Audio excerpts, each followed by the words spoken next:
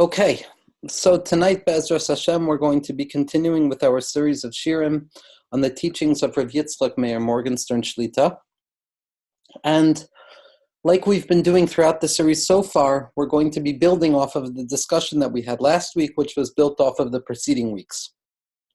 Last week we spoke about how ta'anug tamidi eino ta'anug, how perpetual pleasure loses its sense of pleasure, because when something becomes monolithic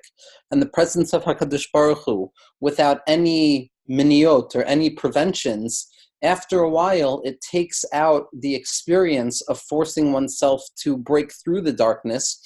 which provides with that sense of novelty, of finding HaKadosh Baruch Hu even within the darkness. So because HaKadosh Baruch Hu wants to bestow the greatest form of goodness on his creatures, it means that there has to be a continued sense of tainug. But we face the problem that the continued sense of tainug loses the sense of tainug. It's no longer called pleasurable. And therefore, what Rav Meir Morgenstern describes is this concept that the Baal Shem Tov brings into play, which is ta'anug t'midei eino ta'anug.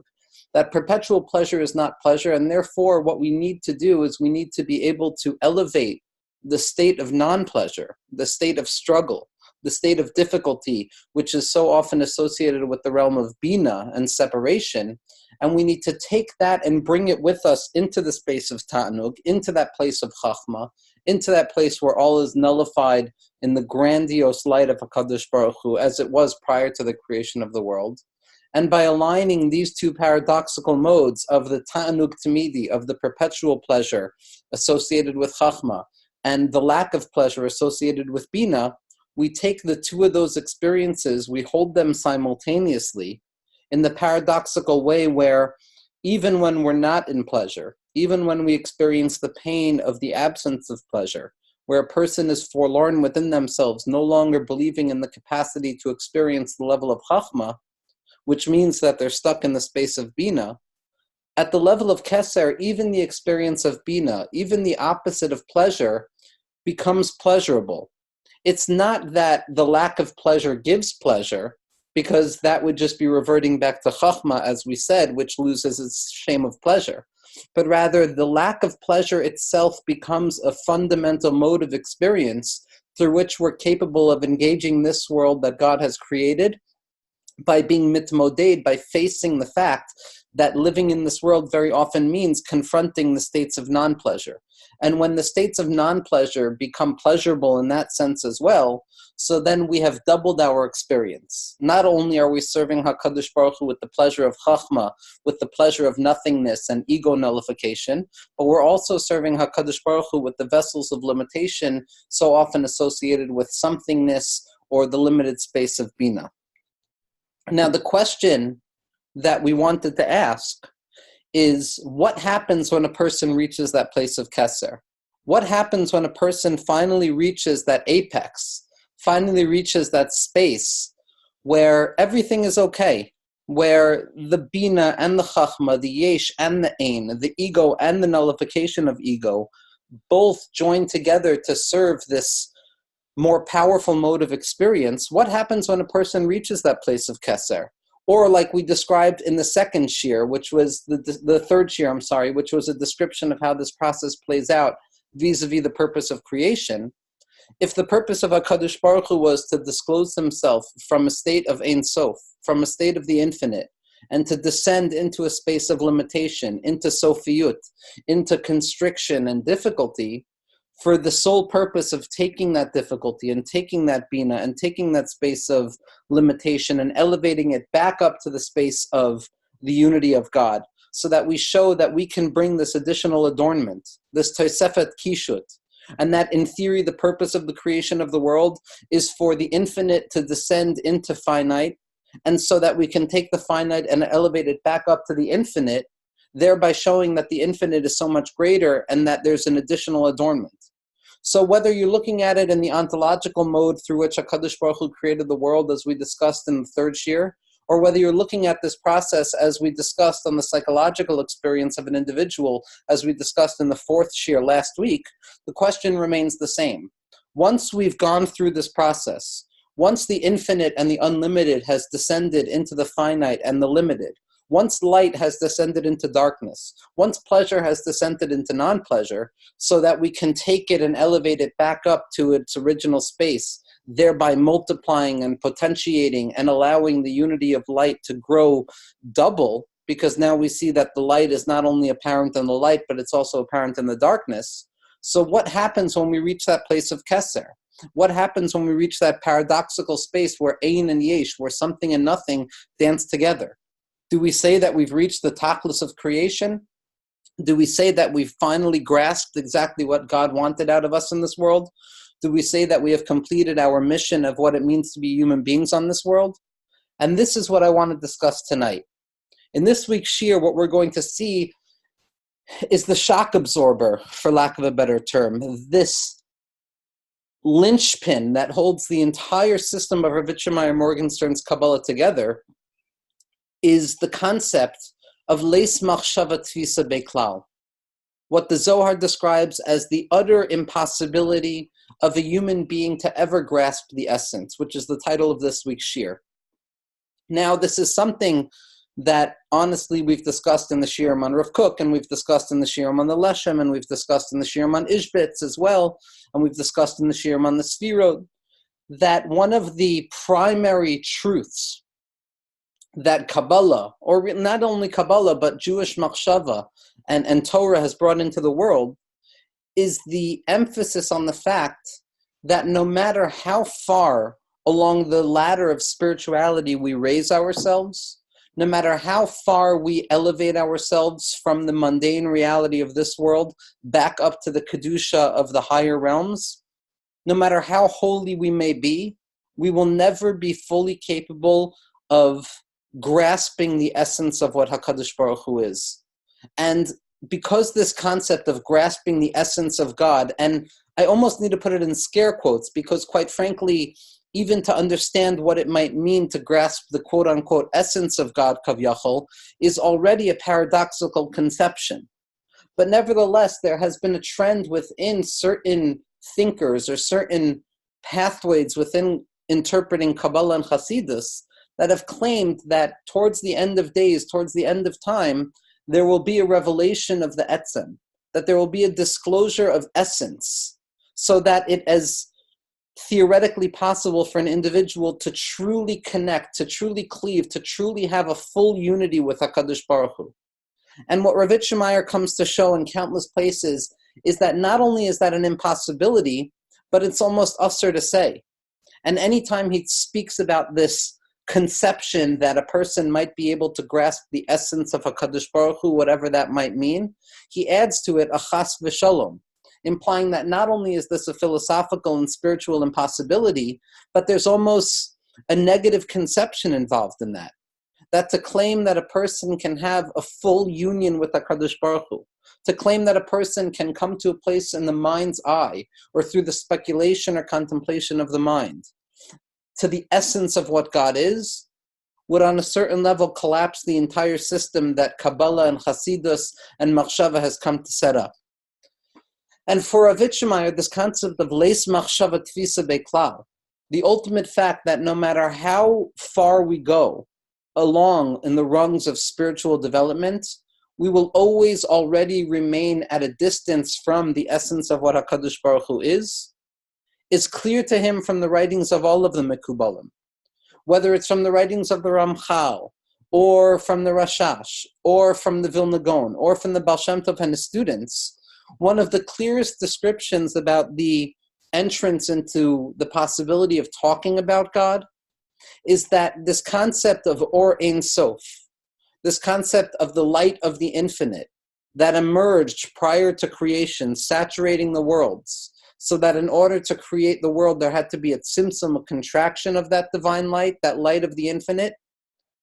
What the Leshem says, and very often he uses Rav Shlomo Elyashiv, the Leshem, what Rav Meir says, very often quoting the Leshem, is that even this concept of Ein Sof, even this concept of the infinite, the loftiest concept that we can conceive of in terms of how HaKadosh Baruch Hu has revealed himself to us, is always already a revelation, is always already something that HaKadosh Baruch Hu has revealed from himself so that human beings can understand it. So that at the origin of creation, God, Kavyachol, did not reveal his full self in whatever sense that might mean something, but rather the highest and loftiest conception of HaKadosh Baruch Hu that we can conceive of, especially through the writings of the Kabbalah, is this concept of Or Ein Sof, is the concept of the infinite light, which, as the Leshem writes and Ravitcher Meir Morgenstern quotes so often, is already a Gilui, is already a revelation. Which means to say that even if we were to break through the barrier, even if we were to shatter that ceiling that the Mekubalim and the Balei Chasidus have placed within the mind of the individual, claiming that Leis Machshava Tvisa Beklal, that the mind is incapable of grasping the true essence of the infinite, even if theoretically we were able to burst through that ceiling and that limit, that mesach, that partition that is spread within the mind, even if we were capable of shattering it and breaking through to the other side, even when we came to that origin, we would come to realize that that origin is still simply a revelation. And that while it might look like the ceiling, while it might look like the loftiest place in the order of Hishtalshalus that we're ever capable of discerning within our minds, what a person would be forced to recognize immediately is that even this ceiling is nothing but the bottom of a level that's higher to me. Because no matter how lofty the individual can come in their spiritual quest, it is axiomatic to Judaism that Kedushasi Lamala Mikdushasechem, that at the end of the day, the holiness of HaKadosh Baruch Hu, the transcendence of HaKadosh Baruch Hu, the infinitude of HaKadosh Baruch Hu,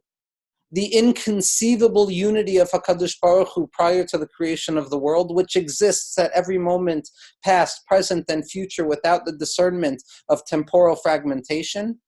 is so far beyond the confines of human understanding that the apex of Jewish thought is only the ability to come to the first revelation from that space. There is never a claim that a person can come and grasp the true nature of HaKadosh Baruch Hu. Now, one of the reasons that Rav Meir Morgenstern points out so often, and this is echoed in the name of the Rambam as well through his negative theological stance, which says that when it comes to the essence of God, the best that we can possibly do is speak by way of negation, is talk about what is not true by HaKadosh Baruch Hu, because postulating any positive identifying markers of what HaKadosh Baruch Hu b'chvodo uva'atzmo chas v'shalom might mean is already placing limitation about what HaKadosh Baruch Hu might be. And therefore the Rambam says, and the Mekubalim and the Leshem says this beferish, the Leshem says that the Rambam is entirely correct prior to the Tzimtzum, because nobody understood as well as the Rambam that it is utterly impossible to come to any full grasp of what HaKadosh Baruch Hu might be, what the true infinite creator without origin and without end might be. And therefore the only thing that we can do is speak it away. The only thing that we can do is speak by way of negation. But the Rambam is not enough. What Kabbalah comes to show us, and what Ravitcher Meir Morgenstern cries so often throughout his writings, and if anybody saw this week's Nishmas and Chadatin, the weekly email that came out from the Machon of Torah Chacham, so every week there's a new gift that emerges, to the point that, like I said in the beginning of this series of Shirim, we're dealing with already 25,000 plus pages of written Torah, and that number keeps growing because every week there's a mimer, there's a PDF that comes out, which is 50 to 70 pages long. And there was a remarkable addition. There were two remarkable additions, actually. One of the remarkable additions was the Shirim on the Sefer of Torah Chacham, the Sefer of Rav Chaim de la Rosa, the book that Ravitcher Meir Morgenstern named his Beis Medrash after, which, like we said, is one of the most complex and difficult and terse and almost impossibly dense svarim that is in our libraries. And what Ravitcher Meir Morgenstern has come to do is show how not only is the Sefer understandable, not only are the teachings of Rav Chaim de la Rosa, the Talmud Mufak of the Rashash and Rav Shalom Sharabi understandable, but they also align themselves directly with the depths of the teachings of the Baal Shem Tov HaKadosh. To the extent that what Ravitcher Meir has done, and this is going to be the topic of another shir, is to show how the prate pratim of Kabbalah, the particulars and the particulars of the system of the Arizal as it's interpreted through the Rashash and his students, allow for us to disclose the light of the Baal Shem Tov in an infinitely more potent way. Because like Rav Meir says so often, the tachlis of limud of Razin da Oraisa, of the secrets of Torah, is to go through the osios of Kabbalah, is to go through the particularities and all of the separateness that seems to emerge out of the base medrash of the Svardik Mekubalim, who seem to approach Kabbalah like the Meforshim and the Achronim and the Lumdus of the Meforshe Chazal, that the purpose is to see how they shatter the concept of wholeness into a million little pieces, then allowing each of those little pieces through the teachings of the Baal Shem Tov to reveal themselves to be wholes. To show, as we're going to see in a future shir, that the part, the prat, and the klal, or the fragment and the whole, are identical to one another. Nevertheless, aside from this addition that Rav Meir added to this week's Torah portion that was sent out, which were shirim on Torah's Chacham, there was a bracha. There was a moda'ah sent out about a machon called Dorshe Yechudcha, the Seekers of Unity, because they're now publishing the writings of Rav Aharon Halevi. Now, Rav Aharon Halevi, one of the Talmidim Mufakim of the Baal HaTanya, who had machlokas on a certain level, a spiritual machlokas and a practical machlokas with the Mittler Rebbe, with the Admor HaEmtzai. And Rav Aharon Halevi, it's abundantly clear to anyone who's entered into the world of Rav Meir Morgenstern that Rav Aharon Halevi from Sterilist becomes one of the crowning jewels in the system of Rav Meir. Now, I know that we've said that about the Rebbe Rashab. I know that we've said that about the Rashash and the Torah Chacham and the Leshem. But like we said at the beginning, for Rav Meir, he's capable of looking at all of these particularized base midrashim and showing how they're all saying the same thing. Now, Rav Aharon Halevi, in his writings on Sharei Yichud ve'Emuna, or Sharei Avoda, or Avodas Halevi, and in particular the Sharei Yichud ve'Emuna, so Rav Meir has been crying and trying for people to learn these svarim. And his Talmud Mufak, Rav Shmuel Ehrenfeld, wrote a Gevaldik Maimer in the back of his Sefer Yerucham HaShemesh called Lahagid Shivcho Shel Aharon, to proclaim the praise of Aharon, which is basically a textual recording of a Maimer that Rav Meir had given over a period of time about the purpose of Rav Aharon Halevi, the machlokas that Rav Aharon Halevi had with the Mittler Rebbe, and the chiddush of Rav Aharon Halevi in terms of revealing to us that it's only by way of distinction, it's only by way of darkness that a person can come to unity. Nevertheless, what Rav Meir writes in this 3-page bracha is a re-emphasis, and it was almost siyata d'shmaya for me to see this, to concretize my ideas for this week's shir, because when Rav Meir is talking about the greatness of the writings of Rav Aharon Halevi, he also seems to be speaking a very deep cloud that a person needs when they approach the writings of Rav Aharon Halevi, which is really true when the person approaches any of the Svarim of Kabbalah. That when you look at the writings of Aharon Halevi and when you look at the writings of the Lubavitcher Rebbe and the 7 generations of Chabad in particular, a person will see the word atzmus very often. A person is going to see this sense that in the future there will be a revelation of the fullness of HaKadosh Baruch Hu, or Kavyachol, there will be a full grasp of the essence of God, almost as if God has nothing left to offer because we have grasped everything that there is to grasp,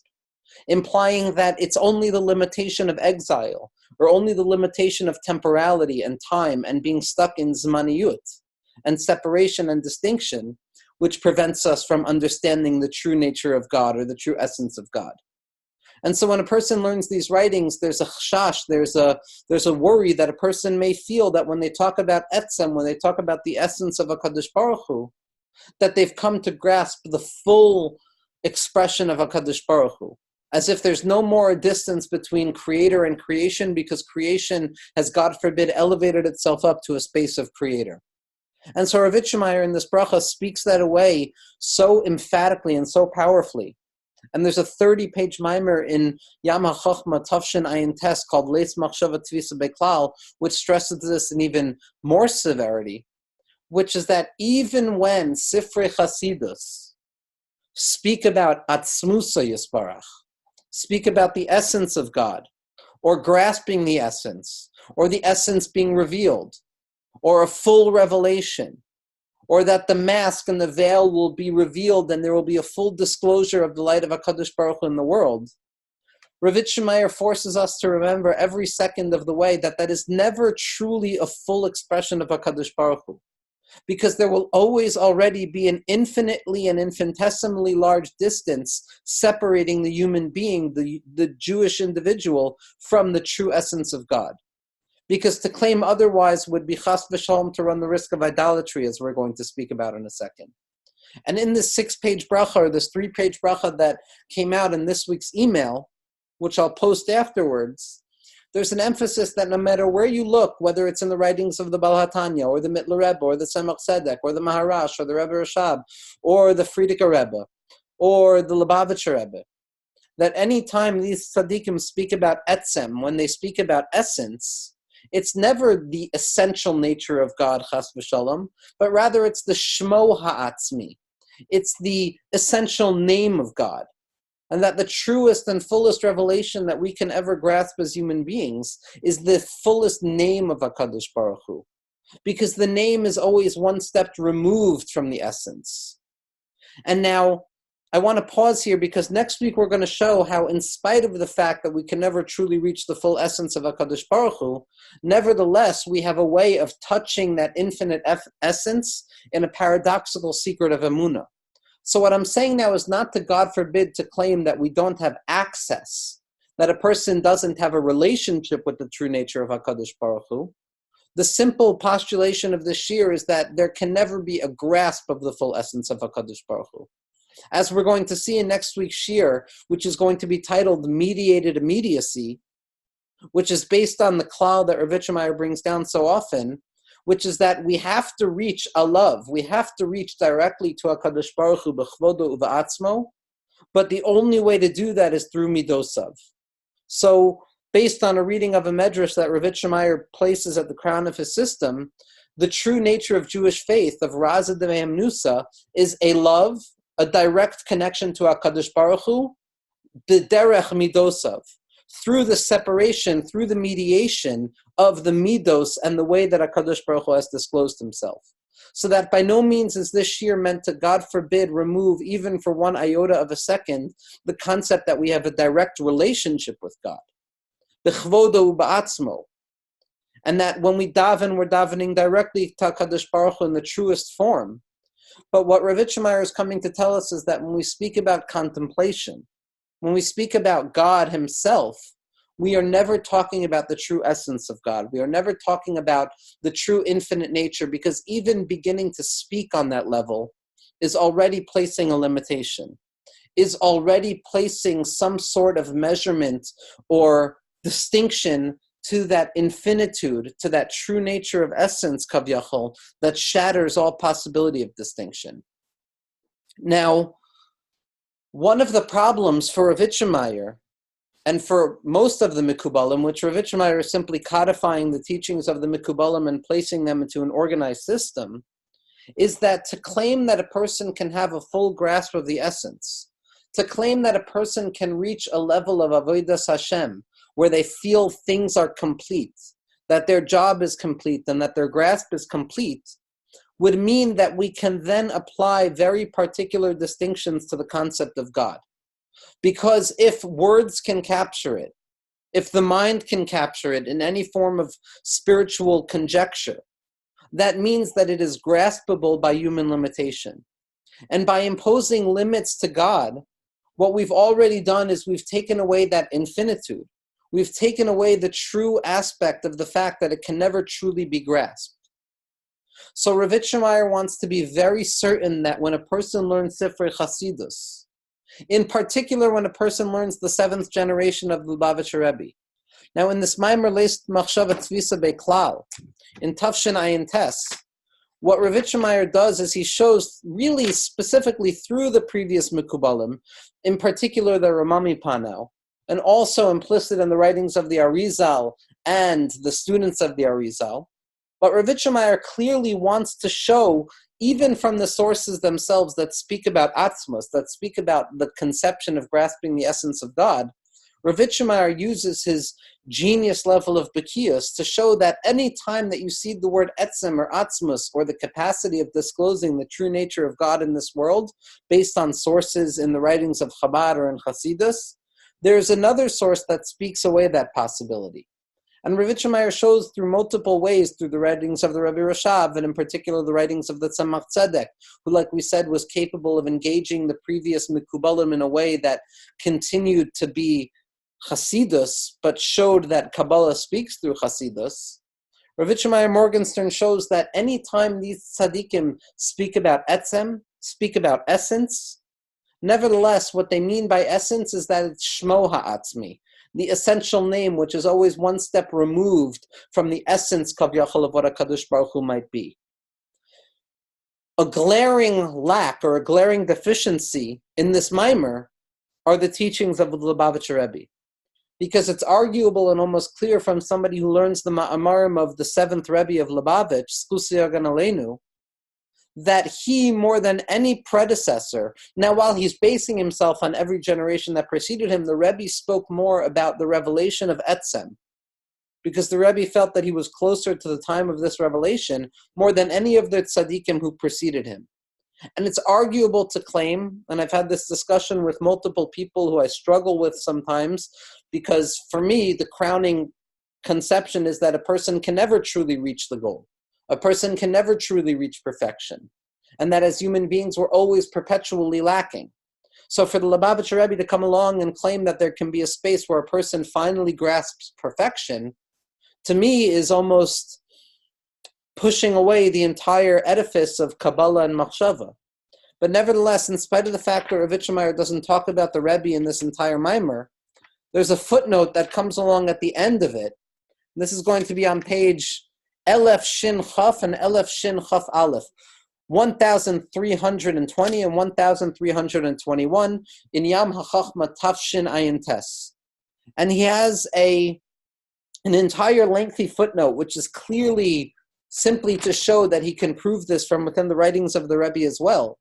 That even when you look at the writings of the Rebbe, even when you're discussing that person, that tzaddik who went as far as they possibly could in allowing us to come closest to touching the essence of God, so to speak, to the point that there would have been nothing left for us to try and penetrate, to disclose for ourselves. At the end of the day, Rav Yitzchak Meir Morgenstern shows through his own bekiyos of all of the different multifarious writings of the Rebbe, that even there in that space, it's very clear that etzem is off limits. That any time a Jew feels that they're at the limit, that they're at the top, what happens is that there's a revelation, there's an immediate flip, which shows us that we're at the bottom of the next level. And this is the next point that I would like to make.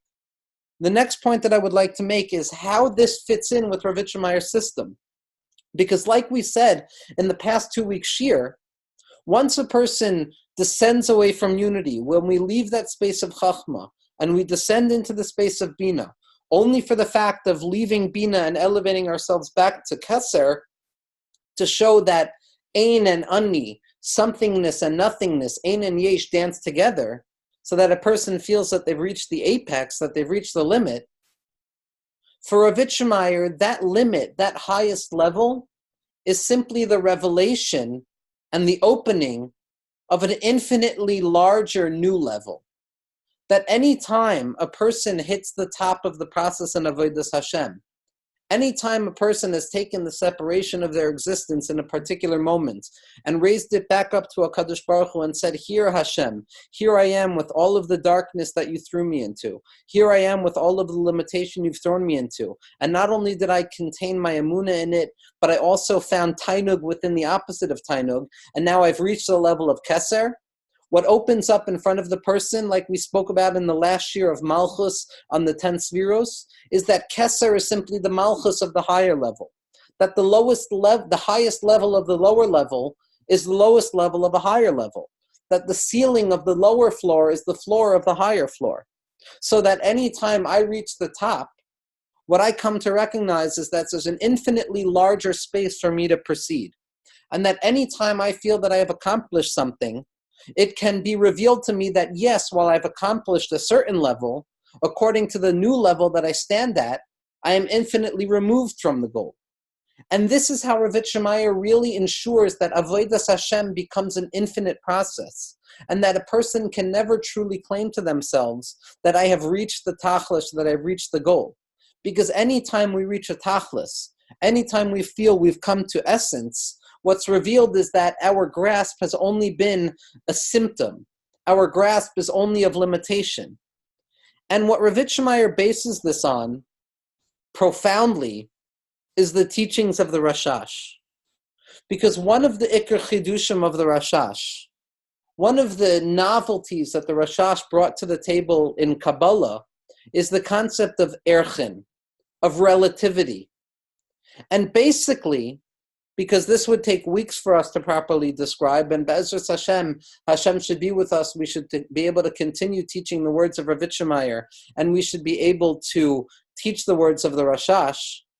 And as I daven, I want to take a moment to pause, because what I forgot to announce at the beginning, which is a little bit troubling to me, is the fact that everything we're saying tonight, everything that is coming out of my mouth about what Rav Meir Morgenstern is trying to teach and what Rav Meir Morgenstern has come to the world to show and what Rav Meir Morgenstern's writings are showing are all my humble opinion. And any mistakes and any conflict or any confusion that emerges out of my description of what Rav Meir is saying is to be rooted in my limited understanding and my narishkeit, and not, God forbid, to be rooted in the writings of Rav Meir and his students and Rav Shmuel Ehrenfeld and Rav Akiva, his student, but rather to be placed at my feet. Moving forward, what Rav Meir bases this conception of infinite avodas Hashem on, which tells us that even when we come to the limit, even when we come to the apex, even when we reach a place of keser, we nevertheless are forced to recognize that we're still at the bottom of the next level, is the concept that the Rashash describes, Rav Shalom Sharabi describes in Hakdamas Rechovas Anar as Erche HaKinuyim. And what Erche HaKinuyim basically means, what the relative orientation of looking at how HaKadosh Baruch Hu created the world means, is that everything can be looked at from multiple perspectives. So, for example, when a person looks at themselves as whole, when a person looks at themselves as having reached the apex of their avoda, if I'm comparing myself to people who are lower than me, if I'm comparing to myself to conceptions of myself that are lower than me, to parts of myself that I've left in the past, so then yes, on a certain level, I've reached perfection. On a certain level, I've reached the apex of what I can reach. But when I look at myself vis-a-vis those who are higher than me, or when I look at myself vis-a-vis my potential of what I can be, the state that I'm in at this moment is revealed to be deficient, is revealed to be lacking. So that from one perspective, vis-a-vis that which is lower than me, I am full in all manners of fullness, a shleimus shaleis shleimus acharav, a wholeness that you cannot add upon, and that I'm filled with yud sliros of the 7 midos of myself and the gimel ration and those conscious forms of awareness of God, and I'm not lacking anything. When I look at the level that is above me, I immediately come to realize that I'm deficient, that I'm lacking something, that I'm imperfect, and that fullness that I felt was really only in relation to that which was lower than me. But in truth, in relation to that which is higher than me, I still have to bring down light into myself to make myself whole. So that according to Klale Ha'erchen, according to the theory of relativity or relative orientation that the Rashash teaches us and that Rav Meir places at the crown of his system based on the writings of his Rebbe, Rav Moshe Shat Shlita, any experience that I have, any moment that I find myself on the rung of Avodas Hashem can be seen, and the most important point of this is that it's simultaneously from 2 different perspectives. If I look at myself from the perspective of where I came from, so then I look at myself as perfect and shalim. But if I look at myself in the perspective of where I'm going, so then I recognize that I'm deficient and chaser. So that anytime you look at something, it can be viewed from the dual perspective of shleimus and chisaron, of gvul and bilti gvul, of being whole and not whole at once. And so that even when I reach an apex, even when I come to find that I've reached the ceiling, what I'm forced to recognize is that vis-a-vis the levels that are above me, I'm still deficient, and there's still an infinite level of me to grow in order for me to come to a higher awareness of HaKadosh Baruch Hu. And even when I reach the apex of that level, I come to realize that it opens up to another level, infinitely. And the reason that this process remains infinite is because what we're talking about is Ein Sof. What we're talking about is our relationship with God. That no matter where a person finds themselves on the rung of spiritual activity, the fundamental and ontological and axiomatic truth will always remain that there will be an infinitesimal distance between human creatures and God the Creator. And no matter how infinitesimal that distance might be, it discloses and it bespeaks the infinite distance between us and HaKadosh Baruch Hu. And the Leshem Shov HaChaloima describes this, and Rav Yitzchak brings this down as well in the name of the Leshem in a very powerful way. This lack, this sense of distance that will always remain between the individual and HaKadosh Baruch Hu is not because of deviancy. It's not because we're not good enough. It's not because we haven't studied enough or worked enough. But rather it is built into the structure of reality. The world that HaKadosh Baruch Hu created for us, one of the fundamental truths and laws of this world is that the human being can never truly grasp the infinite. Because when we look at the paradigm of the individual who couldn't grasp the infinite, it's Moshe Rabbeinu, the biggest tzaddik to ever have lived. And Rav Yitzchak has another mimer in Tafshin Ayin Tes called Mahu, Mashmo, where he discusses whether Mashiach is bigger than Moshe or Moshe is bigger than Mashiach. But either way you splice it, it's true that no human being will ever be capable of laying claim to the true essence of God, God forbid, as if there is no longer any room to grow. And so the Leshem and Rav Yitzchak point out that it's clear that this is not because of deviant behavior. This is not because of the fallibility of man or some failure, but rather it's ontological. That the lack that exists within our neshamos is not because of some mistake that we made, but it's rather there because that is the truest nature of our neshama. And in the name of the Baal Shem Tov, the Rebbe of Baruch teaches this as well, that Chazal tell us that Moshe Rabbeinu was gifted Nun Share Bina Chaser Achas, the 50 gates of understanding, lacking one. And the way that the Baal Shem Tov describes this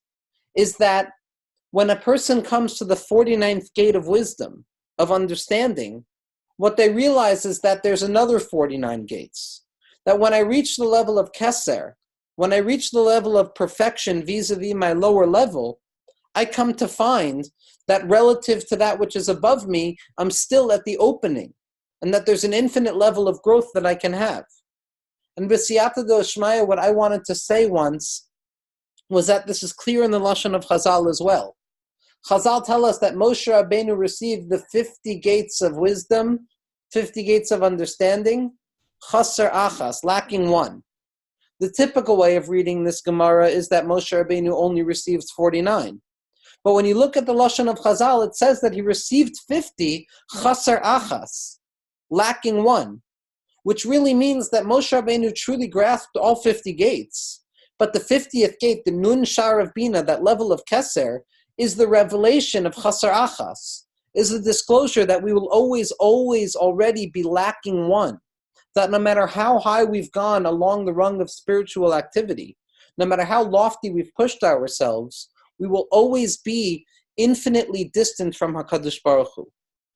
And I believe the reason for this is as follows. The reason is because, as we said in the second and the first year of Rav Yitzchak's teachings, the Iker is Emunah. The fullest expression of the neshama in this world is to believe in HaKadosh Baruch Hu a little bit more. And if there was a possibility of full knowledge of HaKadosh Baruch Hu, if there was the possibility of full grasp of HaKadosh Baruch Hu, b'chvodo, ba'atzmo, kavyachal, whatever that might mean, so that would mean that there would be a place that a person can reach where there would be no longer a necessity for emunah, because everything would be as clear as day. And emunah is only found in darkness. Emunah is only found be'emunascha b'leilos. And therefore, what Rav Yitzchak is doing, and it's so remarkable because in spite of all of the chaos and the tohu that is so often associated with the avoida of what a person sees in that Beis Medrash of Rav Yitzchak, nevertheless, the precision with which Rav Yitzchak discloses these teachings is so delicate that Rav Meir is simultaneously saying that you can reach a limit, but you must always recognize that when you reach that limit, you're only at the burgeoning space, at the birthplace of an infinitely larger level of growth. And that Rav Meir will never allow somebody who learns his teachings to fall into the trap of Hagshama, God forbid, to fall into the trap of Avodah Zarah, to fall into the trap of conceiving of some sort of definitions that can be applied to HaKadosh Baruch Hu. But Rav Meir is always forcing the individual, when they read his writings, to confront the fact that no matter how clear things have become, there's always a depth of Emunah that is standing at the ready to be revealed. And so to come back to the original question that we started with, the question of what happens when a person reaches that level of Keser? What happens when a person reaches that apex where they now have that unity of Tainug and the opposite of Tainug, or where Chachma and Bina are unified in their dance to disclose a higher level of Keser? What happens? Are we done? But what Rav Meir says very clearly is that no, a person is never done. Even with the coming of Mashiach, a person is not done. Even with the full culmination of the process of existence, a person is not done. Because like the Rashash tells us, that even when existence elevates itself back up to its source, that is simply one movement closer to the infinite God. That no matter how long history is expressed as, and the opposite of history, and the end of history, there will always be a distance between HaKadosh Baruch Hu and Bnei Yisrael. But it's specifically that distance which allows us to touch the deepest essence, which is Emunah. And what we're going to talk about next week, Be'ezras Hashem, is how this Razid de Mehimnusa, how the secret of faith, how on the one hand this necessary distance between creatures and creator, because of Kiddushasi Lamala Mikdushasechem, that my holiness will always inevitably be higher than your holiness, no matter how high you've climbed the rung of spirituality.